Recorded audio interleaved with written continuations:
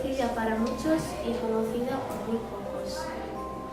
Capa negra, orejas puntiagudas, pelo negro, largos colmillos, ojos brillantes, bebe sangre,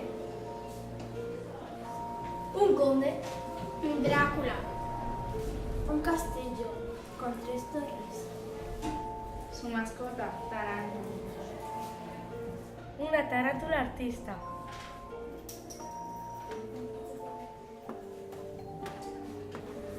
un ladrón,